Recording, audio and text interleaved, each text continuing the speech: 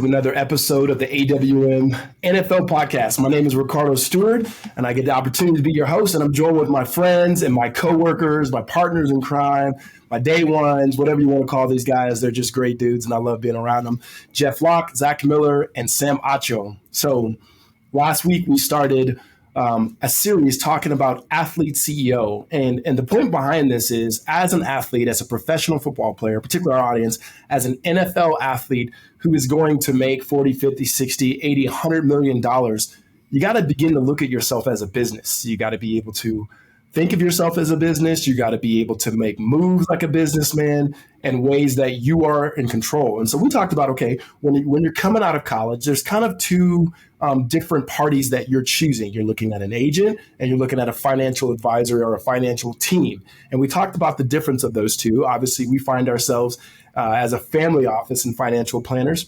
But then, okay, from there, and you begin to think about building out what we would call your financial structure, like how ultimately are you going to live your life and how is your money going to be used and so forth. But before you can do that, you got to think about priorities. And I found that in my experience that that's some of the tougher things for athletes when it comes to priorities. And so just a little off the cuff, I'm going to just throw a question to you first, Sam. Why do you think finding priorities for yourself is hard? Like, why is it hard for you personally? And why do you think it's difficult for our athletes? I think it's hard to find priorities because oftentimes we want to do so much. Let's say, take out me. I want to do so many different things. I'm like, man, I want to go here and go there and do this and do that. I want to try this and try that. And it can be hard to do many things really well. You can do 1, 2, or 3 things extremely well, but you start getting to 7, 8, 9, 10, 12, 15. It can dilute some of your focus and energy. And so I think it's hard to really establish priorities, part one, because of the desire to want to do so many different things. And then the second reason I think it's hard is because of the discipline that comes with defining priorities. Yeah. As soon as you define a priority, all of a sudden your actions start to change. I remember in college when I made a priority of saying I wanted to go to the NFL, my actions, my decisions, my daily discipline, all of it changed once I stated that priority. That's good. So we say a lot that money is just a tool. That's a phrase we use. Money is just a tool to pay for the things that you really want and to bless and care for the people that you love. And once you understand about those things you really want, okay, now we can see what your money needs to do. But Jeff, I'm going to ask you the same question, right? When it comes, the same question I asked Sam is, what makes it so hard to establish these priorities? Yeah, Sam was really spot on with his answer. I'll add one more thing. Is it's sometimes very difficult to picture your future self and your family's future self. That's what priorities are, right? A lot of the times you're setting things out in the future when you have no idea what's actually going to happen, right? So for clients that are kind of in Sam's shoes, right? Sam's established, got another career, has kids, has family. You might have so many priorities because you have all these things going on in your life. But then some of our clients that are college kids, right, that just got their first taste of money via NIL, you're like, I don't know what I want to do next. I just want to get to the NFL. Like, I don't really have things that I want to be trying to achieve. So that's one of the really hard things is like, you got to stop the day to day, right? You got to center yourself, take a beat and be like, hey, what do I actually want my life to look like in a couple years or 10 years down the road, which is extremely difficult. So good. Zach.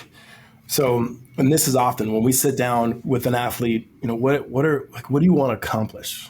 And they say things like, I want to take care of my family. I want to make sure my parents can retire. I want to get a nice house. I want to get a car, like all of these things. How do you choose of the priorities, which is the most important? I think that's up to each individual because there are so many things. You think about myself as a rookie, just wanting to buy a car. Like that was the first thing. And then eventually, I want to buy a house. And then as life changes, you have kids like Jeff talked about, you have a wife and kids. All of a sudden you're thinking like generationally, you're like, oh wait, I want to take care of them later on in life. I want to take care of them even once I'm gone. That becomes like a legacy priority.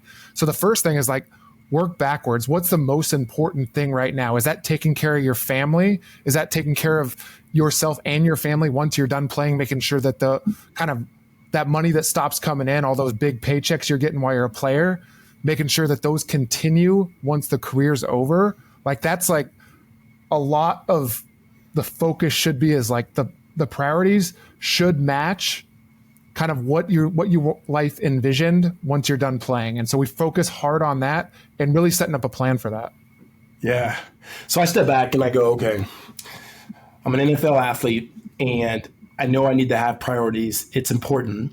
And Sam, what kind of questions should I be asking myself to help define and clarify like what matters most? Again, like what questions should I be asking myself to draw out those priorities? I think one of the questions is those things that keep you up at night. Like, what are those things that really drive you? And for some of us, it is football and it is trying to be the best in my position. But that may just be one piece of it. For others, it may be, hey, I want to be the best in my position, but I want to change my community. And so if changing your community is a priority, then all of a sudden you can start thinking of different ways to change, whether it's the neighborhood or the area you came from. There are some guys we spend time with and they have young kids. And it's like, man, I want to change the future generations of my family and of our last name. They want, some of the players that we work with are the first ones to go to college, first ones to graduate.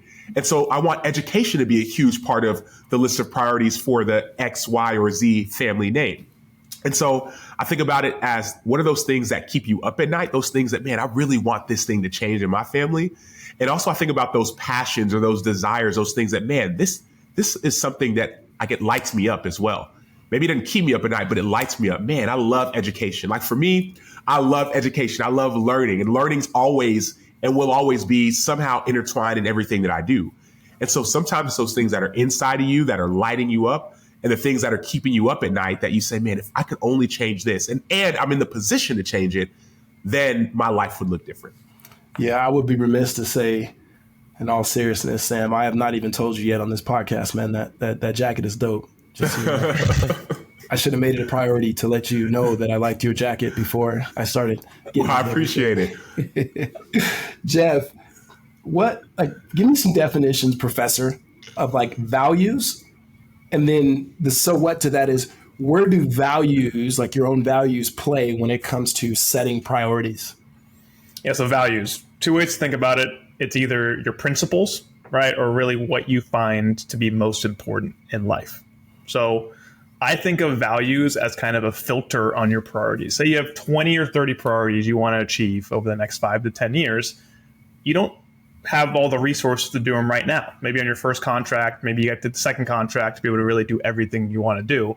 Use your values as a filter to see what can I actually achieve and what should I focus on right now. So Sam brought up a great one, education or family. Like if that's one of your top 2 values, right? Setting up accounts for your kids or helping your parents pay off their house or making sure they're set might come before buying that second car or going on that dream vacation when you're in your first contract. Things might change later in the road, but that's where knowing your values, which again is extremely difficult to sit down and be like, hey, these are my top 5 values, but they help you filter out all the noise around you.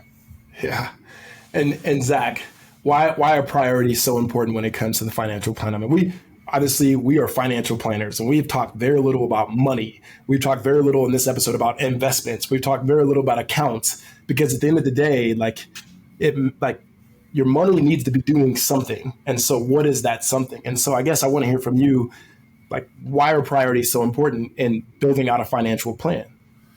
Well, I think if you want to have great outcomes, you have to let your priorities drive your investment decisions. You could actually have all the money in the world at the end of the day, at the end of your life, but have terrible relationships.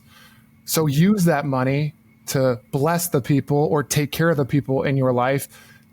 Buy the fun things, do all those things, but let your money and kind of your investment strategy be driven by the best possible chance to achieve those priorities. So when it comes to investing, once you have enough money, it's actually really easy to just keep making more money, because all you do is save as much as possible and plow as much of those earnings back into reinvestment, and it'll just continue to grow. That's the math of it.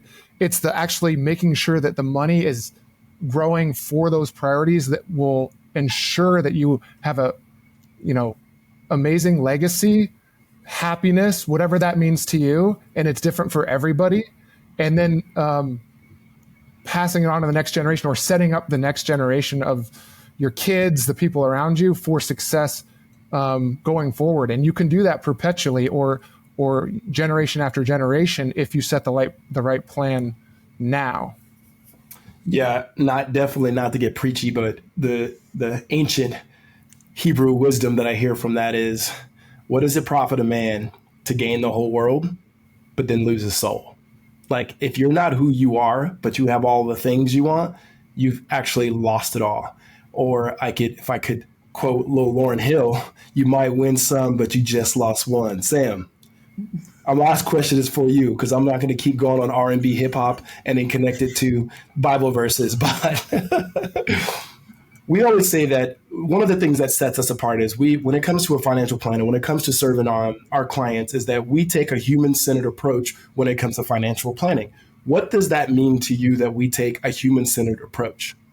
Yeah, human-centered approach, it means that we actually care about you as a human, as a whole human, not just the dollars and cents that you make, not just the name on the back of the jersey, not just what you post on social media, but the actual intricacies that come to you. People, now you're getting married, and what does that look like for you and your fiance or your wife now?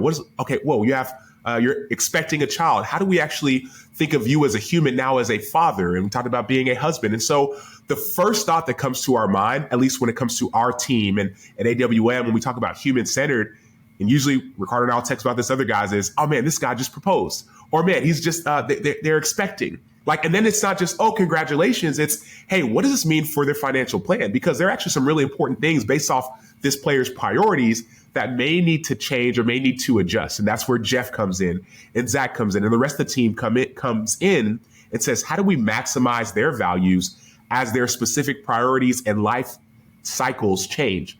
And so when we talk about being a human-centered, really the only human-centered financial advisory firm, we talk about the idea of, hey, a lot of us have been in those shoes. Zach, Jeff, me have all played in the NFL. Riccardo has not only played in college, but coached in college, recruited a lot of the players who we talk to right now. And so we know what it's like to be in your shoes. And we not only sympathize, but also empathize with the life stage and life cycle you're in to help you try to maximize whatever your priorities are. You got to be able to have a vision for your life. And being able to have a vision, you got to be able to understand who you are. That's where your values come in. And then your priorities. That's important to you. Once you get that going as an athlete who's a CEO, okay, now we begin to go, okay, what are the types of things? What are the type of investments? What are the opportunities out there for you to begin to grow and build that financial structure with you sitting at the top of the mountain, hiring and utilizing your team to put yourself in the best position ultimately to win in life. And so any questions you guys may have, we'd love to hear from you. You can shoot us a text at 602-989-5022. Again, that's 602-989-5022.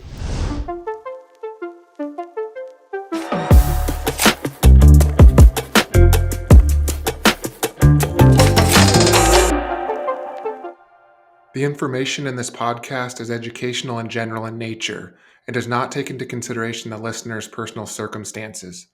Therefore, it is not intended to be a substitute for specific, individualized financial, legal, or tax advice. To determine which strategies or investments may be suitable for you, consult the appropriate qualified professional prior to making a final decision.